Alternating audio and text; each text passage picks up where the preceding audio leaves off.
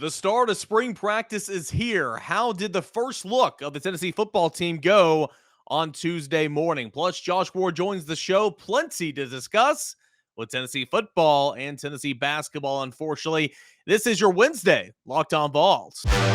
You are Locked On Vols, your daily podcast on the Tennessee Volunteers. Part of the Locked On Podcast Network, your team every day.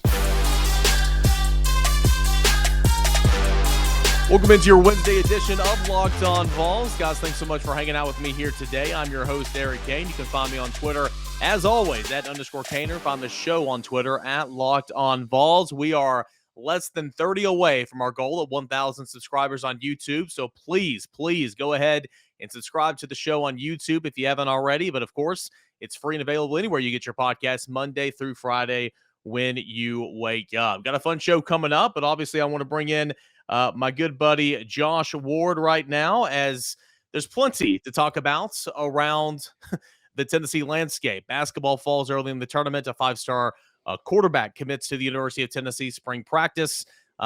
Easy to find things to talk about. Isn't that right, Josh? Yeah, a lot going on. Not all of it's great with the basketball season coming to an end, but the basketball season coming to an end and then a five-star quarterback just a couple of days later committing certainly helps soften the blow and allowed fans with spring practice here as well to kind of shift some of that thinking. And let's be real, anytime football's going on or in the news, or if there's something positive happening, it's going to help lead the way.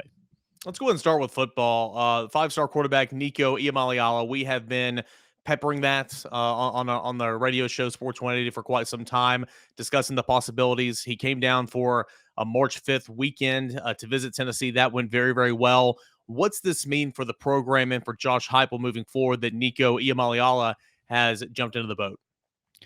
I think it completely changes the conversation of what Tennessee football can be over the next few years. There's always going to be the conversation of, can Tennessee get back to a championship level? We've been having that conversation for too long at this point. But now it becomes a more realistic talking point because Tennessee is recruiting a quarterback that has that kind of talent.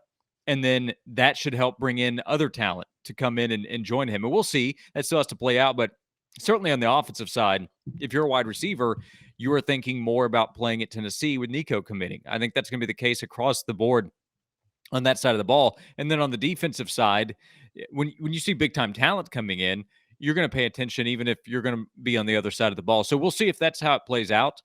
But Nico is a legitimate talent. There's going to be a ton of hype, and you never know what's going to happen. But if you're trying to look at a prospect and you're wondering, should I bet on this guy or another guy, Nico deserves a lot of bets, I would say, because he has a chance to be a terrific player, a chance to be an instant impact guy. We'll see, and Taven Jackson's going to have something to say about that, and Tennessee's coaching staff is going to want competition, but that should make Nico better. If he is that level of a player, the way that all the analysts are saying, well, then having to come in and compete for the job with other talented quarterbacks should allow him to rise to the occasion and make Tennessee football better. Listen, everybody's, speculating. There was a piece that dropped from The Athletic a couple weeks ago about a 2023 prospect that's, going to get paid $8 million to go and play football at a certain school. There's we don't know. It's all speculation that it's Nico right now just because he was the first five-star quarterback that dropped. No one knows who it is, but regardless, name, image, and likeness is here to stay. And it appears Tennessee's doing a really, really good job. No secret about it. Name, image, and likeness is involved in this. Just like it's going to be involved in bringing in some other high-caliber recruits and transfers. Tennessee's start with the name, image, and likeness era, it looks like it's a good one. Yeah, if Tennessee was going to start out with the player for this class, I know he's not the first guy to hop on board, but in terms of the first big piece, it would have been Nico. And he's a guy that this coaching staff has coveted and recruited really hard to land. And yes, name, image, likeness, money, realistically, it's been a part of the conversation for a long time, just not publicly. Now It's going to be more of a public part of the conversation. So that will change probably what fans expect in terms of the hype leading up. And then once the players arrive, if you can see players doing endorsement deals and you can maybe hear about what kind of financial situation they're in. Last year when Bryce Young was mentioned by his head coach, Nick Saban, as somebody who's making close to $1 million, that probably changed the way some people thought of him, or Alabama fans already have crazy high expectations, but that didn't lower the expectations for sure. So that's probably going to affect the conversation with Nico when he gets to Tennessee, and other players when you see them get deals. That'll just change some of the conversation, like it does with coaches. When Rick Barnes got a big raise after he decided to stay at Tennessee instead of going to UCLA, I think that changed expectations that Tennessee fans had. But like with Rick Barnes already, and with Tennessee football all the time, expectations are going to be really high. But Tennessee has shown now it is going to make the commitment to try to go compete with the big boys. There was the athletic piece on what Spire has done, Spire Sports, and they didn't hide from the fact that, hey, we want you to know that you're going to have big time opportunities if you come to Tennessee, and you still have to recruit against those other big schools, Georgia and Alabama and the SEC and Clemson from the ACC, Ohio State, all those schools. But if Tennessee is ready to play the financial game, then it has a chance to land more players like Nico. Yeah, there are other collectives around the country and other prominent Power 5 programs that have rich football histories. So the recruiting battle is still not going to be any different. It's just added a new element, if you will. We talked about this on Sports 180. We were actually asked this in the face-off. I'm going to ask you again right here. Nico's commit to the University of Tennessee is the biggest since when? So I do go back to around the Peyton Manning time. I'm going to limit it to quarterbacks. Eric Berry was a big time get, and he was a star player. He was the real deal. He was one of those guys where he showed up on campus, and day one, everybody said, okay, he's going to be really good. But he played defensive back. So linebackers, running backs, we can talk about Bryce Brown coming in. And it was really exciting, but I just think this is a bigger deal because he's a quarterback, and we are in the name, image, likeness era, and that is going to be part of the conversation. So I would compare him to other quarterbacks. Jonathan Crompton was a major deal when he committed to Tennessee. Casey Clausen was a big deal coming in from California. Him and Rattay, when they arrived and had to battle it out, and Ainge and Schaefer as a combination of two highly touted quarterbacks. Jarrett Garantano was a big deal. I know that it didn't work out, but when he did the Times Square announcement, that was a huge deal.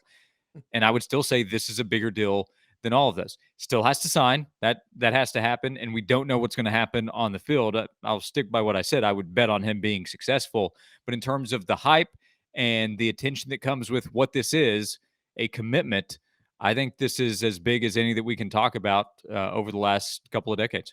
Yeah, and I've been trying to be very careful when discussing this the last couple of days. I mean, it's a huge deal, but I mean, keep in mind it's still recruiting. Still got to come in here, still got to learn, still have to adjust. It is a different ball game at the SEC level, so I'm not betting on him to be a bust either. But nothing's guaranteed, so I think that's really important to remember. Last thing before we talk a little hoops in segment 2, Josh Ward, host of Sports 180, former host of this great podcast, almost at 1,000 subscribers on YouTube. That is Locked On Vols.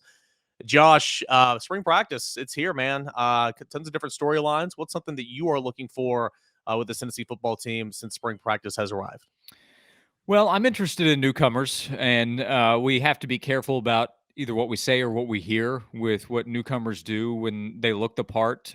Think about a Justin Williams coming in at running back or wide receivers, but there is legitimate talent, and there's going to be excitement with the offense. So I'm intrigued by what some of the potential impact can be because they do need immediate help. Bayless Jones is gone at wide receiver, and he was an important part of what they did. Javonte Payton does have to be replaced within the offense, so that matters. And then competition. You're trying to find another starting offensive lineman with Cade Mays having moved on.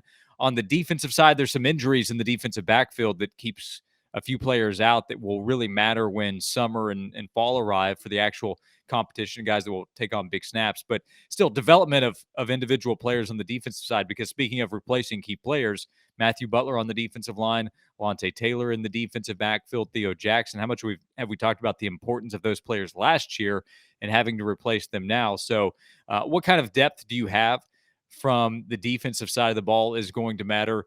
And then which guys are rising up on the offensive depth chart to take on some of those big roles that players left behind as well. Of course, Hendon Hooker, Cedric Tillman, that's just kind of more of a big picture offseason conversation of what they can grow into now that they've had a full year in the system. But I would start out with newcomers and their potential impact and depth on the defensive side. Always fun to check out those newcomers each and every spring. Always one of the main storylines not just for Tennessee spring practice, but for spring practice anywhere.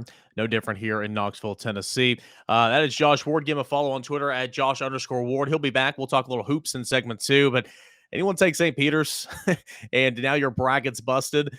Mine's not looking too great right now. I still got 3 of the 4 Final Fours, but I still got some cash as well at Stat Hero Pick'ems. If you haven't checked this new platform out, you are truly missing out. Stat Hero's NCAA single game Pick'ems pits the star players against one another in an amazing hybrid fantasy of sports gambling. Stat Hero gives you the advantage, resulting in their game winners 4 times as often. Why? Well, because Stat Hero eliminates the mystery about who or what you're going up against. Start focusing on the players that you know best, the gameplay that doesn't try to rely on those big spreads, those long odds, or those funky props. Stat Hero is the easiest and fastest way to get your sports action fix.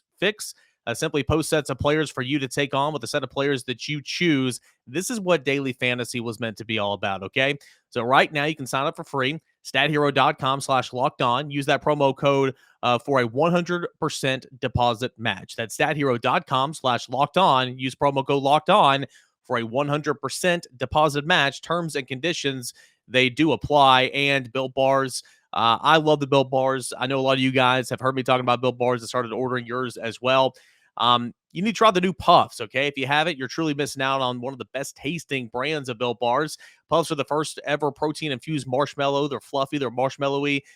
They're a protein bar, all right? And they're so good, they might be your brand new favorite brand. All of them covered in 100% real chocolates, Puffs included. They're low calorie, but they're high in protein. Replace your candy bars with these. They are better overall. And a typical candy bar, anywhere from 200 to 300 calories, where a Built Bar is sitting right around 130 with, again, 17 grams of protein. Go to Built.com, use that promo code LOCK15, and you're going to get 15% off your order. Use promo code LOCK15 for 15% off. That's all at Built.com.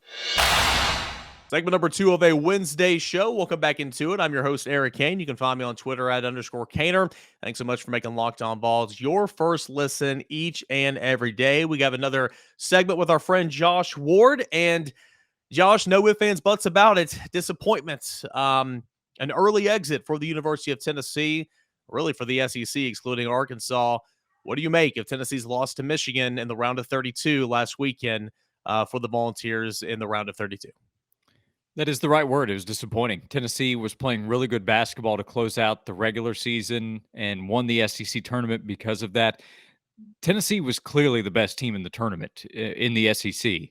And a couple of those opponents, Tennessee should have been better. But for 40 minutes, most games, even if you're the better team, pretty obviously, there's some kind of stretch you're like, oh, let's see. That wasn't the case against Mississippi State or Texas A&M. And then the Kentucky game for 40 minutes, Tennessee was clearly better.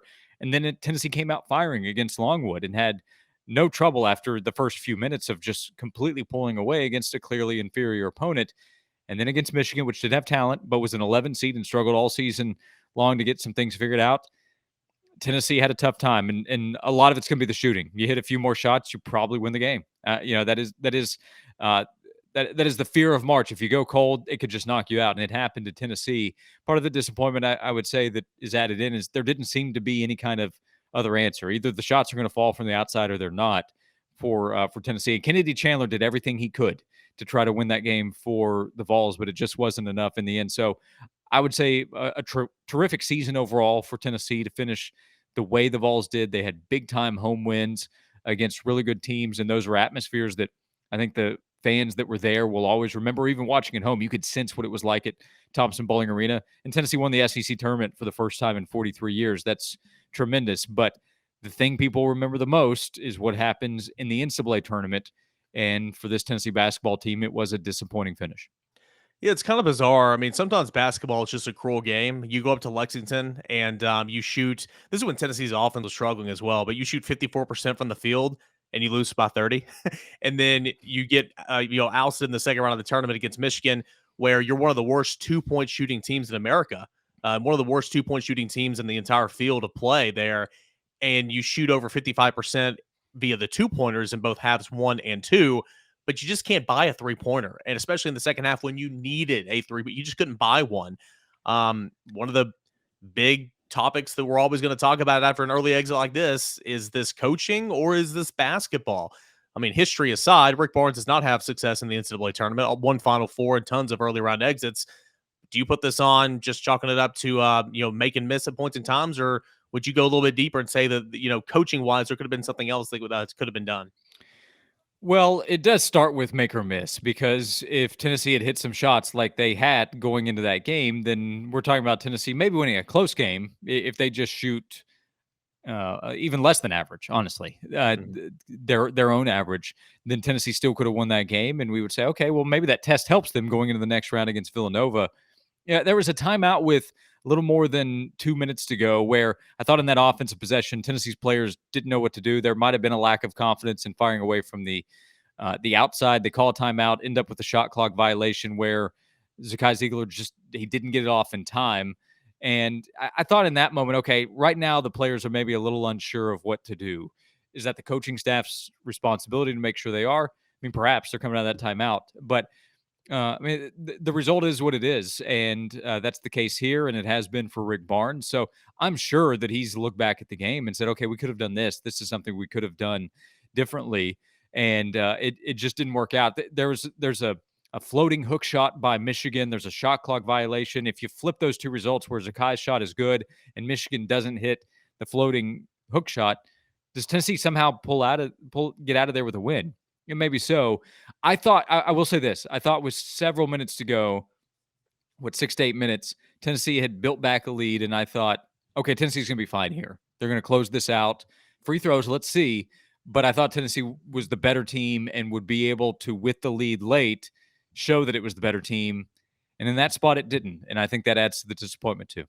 Yeah, I mean, Tennessee, not a very good free throw shooting team. That was not the issue on Saturday. Tennessee made its first 10 free throws, and I thought that Tennessee's downfall in the NCAA tournament, if you go on this run, would be not taking advantage of the freebies, but Tennessee was. It was just not being able to find any type of success from the outside. 2 of 18 on the day. Tennessee took 1 3-point shot attempt in the first 12 minutes of the game. It shot under its attempt average for 3-pointers. It wasn't like it was trying to rely on it, just couldn't buy one. And a lot of people are saying, well, Brandon Huntley-Hatfield should have played more, and maybe he could have been an answer inside. And I hear you. I think that, going back to the month of December, early January, maybe if you developed him a little bit more, when you just couldn't get anything going from the inside, maybe he could have been an answer. But also I'll look at Tennessee outscoring Michigan 19-5 in transition. Michigan set the pace of play, but Tennessee liked it because they got tired quickly. And Rick Barnes said that post-game, and Tennessee was able to keep pushing it and pushing it and pushing it. So, regardless, it is disappointing, and this is where I come to you now and ask you this, another hard-hitting question here on Locked On Vols. Hey, success or not? Was this season a success or not? You cut down nets in the SEC tournament for the first time in 42 years, but you played to win in March, late in March, and Tennessee didn't do that again, another early round exit. Success or not for this basketball team?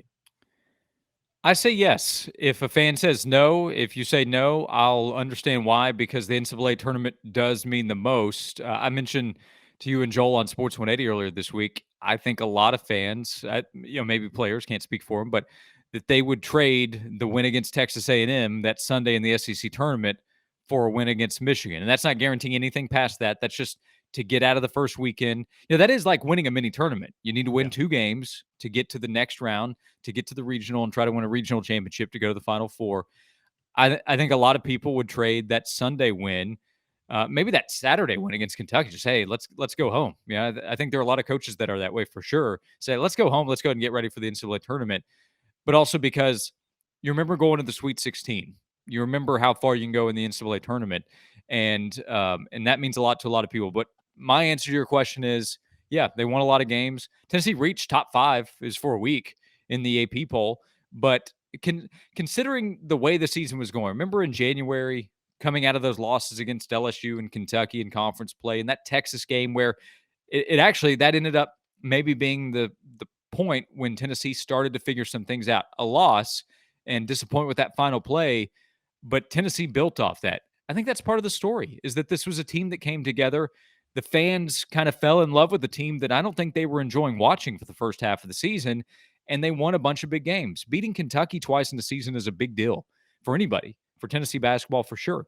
Beating Arizona, which may go on and win the national championship, we'll see, or might lose in the next round. Anything can happen, but that's a big deal. And beating Bruce Pearl and Auburn at home, it's a big deal. And winning the SEC tournament, it's a big deal. So I think it's a successful season. But if you say, hey, a team that is that good and was able to reach the top 5 late in the year, but can't get to the round of 16, it's not a successful season. If that's your answer, I understand why. Last thing, Josh, you have Kentucky, the 2 seed, shocked by St. Peter's, the 15. You got Auburn, the 2 seed, really kind of trampled by Miami, the 10 seed. You have Tennessee, the 3 seed, falling to Michigan, the 11 seed. You have Arkansas that's still alive, playing in the Sweet 16, a tough matchup against Gonzaga coming up. Was the SEC a little overrated? Was it a little overseeded? Or was this just unlikely lost time for the SEC here in the early stages of the tournament? Yeah, well, I wouldn't say overseeded just because I think that the SEC teams collectively, they got what they deserved from the regular season. Tennessee probably should have been a little higher. I thought Auburn was overseeded. I didn't like the way Auburn was playing late in the year and said that several times. But I think the seeding was overall appropriate. But was the SEC overrated? Yes. And here's why I say that. The coaches in the SEC kept telling us how good the conference was. And if you're going to continue to talk about how good you are compared to the other conferences, and then you lay an egg in the NCAA tournament, yes, you were overrated. And at the end of the regular season, talking about how many teams should have been in from the SEC into the NCAA tournament, talking about Mississippi State, which didn't even like the job its own coach did and decided to move on at the end of the year. If you're going to tell us how good you are and how many teams belong in the NCAA tournament, and you can only get one to advance to the Sweet 16, then you were overrated by your own proclamation. Josh Ward, man of many talents. He hosts a sports radio talk show, noon to 3 on The Sports Animal. That's Sports 180. Now a girl dad. Congratulations, Josh. Beautiful baby girl named Nora. And hope you and Kelly are doing well and adjusting to this new role. There's a lot of chaos at the house, just like a lot of chaos in the sports world right now. Yeah, I have a new personal definition of March Madness with 3 little ones now in the house. But back on team no sleep, but Nora's doing great. My wife's doing great. Family's having a lot of fun. So thank you. Any new dad jokes since you are now a girl dad? Well, I'm in the thick of things, so I think it's appropriate for me to hand them out. But you're not a father, if I'm not mistaken. If you were to tell a dad joke, Eric, do you know what that would make you? What? A faux pas.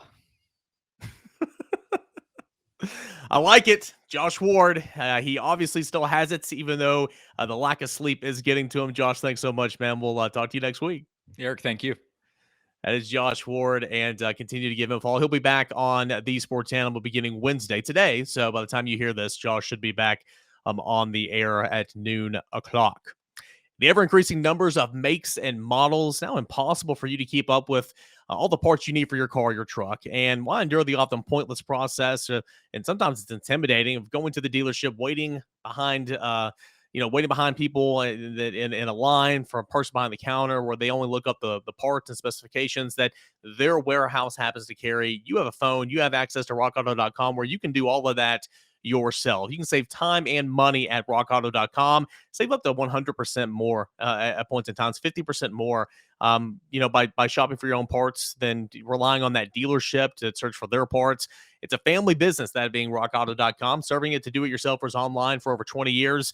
Prices are always so reliably low every single time. They've got brake parts, tail lamps, motor rolls, even new carpets, plenty more in stock at rockauto.com. So right now, go to rockauto.com and see all the parts available for your car or your truck. Right Locked On in the How'd You Hear About Us box so they know that we sent you. Amazing selection, reliably low prices, all the parts your car will ever need. Visit my friends at rockauto.com. Fun times hanging out with Josh Ward here on Ward Wednesday of Locked On Vols. Now we get into the final segment of the show. Thanks so much for making Locked On Vols your first listen. Let's go ahead and talk about spring practice number 1 that happened Tuesday morning, okay? Nothing groundbreaking, nothing major, but I'll just kind of give you my observations. If you guys are VolQuest members, I posted them on the VolQuest.com website shortly after practice Tuesday morning, but I'm going to go over some of those here with you. We got to see about 30 minutes of practice. That was fun. Of course, 10 minutes of that was stretching, so that was fun. But nonetheless, it was good just to be back on the practice field, see guys going through drills, see a bunch of newcomers, and just kind of get eyes on what's going on. And so they did their normal stretching, and then they kind of went into circuit work where the offense focused on ball security, the defense focused on turning the football over, so turnover circuits. From there, they went on to they started on the inside practice facility. Then they went to the outside and they got into their position groups and they started doing indie work. And, the big guys on bag drills, defensive linemen, offensive linemen doing bag drills, linebackers working under the cage, staying low, working on their reads, stuff like that. He had some soft one-on-ones with the defensive backs going up against the wide receivers, just kind of get warmed up. You had quarterbacks throwing routes on airs to receivers. You had offensive linemen, guards, center guards working tackles off separately. So just your normal run-of-the-mill indie work for the most of the part of when we were out there. A couple things I picked up on. Obviously, I mentioned this in the preview, but no Deshaun Rucker, no Warren Burrell, no Kamal Haddon, no Brandon Turnage. Cornerback is devastated in terms of just not having bodies there this spring. So you saw Danico Slaughter, Christian Charles, Tamarian McDonald. Those safeties were the first up over at the cornerback spots here on Tuesday morning. And, of course, Desmond Williams as well was getting some work, and he is the newcomer from the junior college ranks. Great opportunity for him to get some work as well. So cross-training, a big emphasis. Theo Jackson, is not here anymore. Tyler Flowers getting some work in at the star position. That's something to look forward to going forward, and saw him getting a rep or two there on Tuesday morning, but we didn't get to see a lot Tuesday, just kind of them really doing a lot of indie work. And something I noticed as well on the offensive line, and this is something to pay attention to, okay? So I mentioned Gerald Mincey's in, and Gerald Mincey, the transfer from Florida, and trying to see if it can work in this offense. I know the staff really, really liked him when they were at UCF. They wanted him to get there. He ended up going to the University of Florida, now finding his way to Tennessee. Apparently, Gerald Mincey can only play left tackle. So at Tuesday's practice, you had Darnell Wright, who really hit a stride and really kind of came into his own at left tackle last year, the harder tackle positions from left to right. After 2 years of not just picking it up consistently at the right tackle spot, he was back at right tackle on Tuesday. I was kind of like, why would you ever do that? But I think what Tennessee's trying to do is they're trying to figure out if Gerald Mincey can play. I still expect Tennessee to go out after Tyler Steen, the former Vanderbilt offensive tackle. He's already been on campus one time. He's been here, and I think Tennessee's still trying to get him out of the transfer portal. But I think one of the big emphasis is, figuring out, could Gerald Mincey play? That way you don't have to waste the first week or two of fall practice trying to get Darnell Wright adjusted back to one side or the other. So if you figure out if Gerald Mincey can play, if he can play left tackle, then if you feel good about that moving into the fall, then you'll move in. He'll be a left tackle. Darnell Wright will be a right tackle. If you have 15 practices and you feel like Gerald Mincey cannot play, then you enter fall camp back with Darnell Wright on the left and then whoever at the right. So I think that's kind of the mindset behind that. But I was talking to some colleagues. I'm like, why in the world would you ever mess with what Darnell Wright's doing right now? That makes no sense, because again, five-star, day one starter, just couldn't ever click through his first 2 years with the Jeremy Pruitt regime at right tackle. And then Josh Heupel and Glenn Ellerby comes in, you put him at left tackle, and it looks pretty good, honestly. Why would you mess with that? And I was told that I think it was the addition of Glenn Ellerby. They kind of upped his game and kind of had some things click for him. I think that the Will Friend Darnell Wright situation wasn't the best one. I think Glenn Ellerby's really helped with that. So I found that really interesting. So I still expect Tennessee to go out and try to get Tyler Steen, try to go out and get an offensive tackle. But is Tennessee better with Gerald Mincey at left? We will find out. That's what spring practice is all about this go around. Also, it was Darnell Wright, Dane Davis on the right side at right tackle, Gerald Mincey, J.J. Crawford at left tackle here on a Tuesday morning. So those were the big things that I picked up on. I thought Taven Jackson looked a lot bigger in person. That's the first time I've seen him in person. I've talked to him a couple times, and got a nice little frame. He has some room to add some weight. For the newcomers, Taven Jackson, Desmond Williams, some of those freshman offensive linemen like Addison Nichols, Mo Clipper. A lot of watching. Trying to be a sponge, trying to figure out how to go about working, how to go about practicing, because it was their first time. And so some of these other guys like Tyree West, Jordan Phillips, Justin Williams, they've already got a couple of practices under their belt because they did during the bowl season. Squirrel White, small guy, very, very small guy. He worked primarily out of the slot. The receivers look like this, kind of starting things out. You had Cedric Tillman, Ramel Keaton on the outsides. Jalen Hyatt was the first one up in the slot. Behind those guys, you had, in some combination, you had the outside guys, Chaz Nimrod, Caleb Webb, freshman, and then you had Walker Merrill in the slot. Behind him in the slot was Squirrel White. Jimmy Callaway got work at both the slot and on the outside. So a lot of guys just trying to figure out their ways. And hey, it wasn't perfect, but it was day one. Those were kind of the big takeaways. Rodney Garner was, sure enough, he was in midseason form, barking out at the defensive lineman, demanding perfection.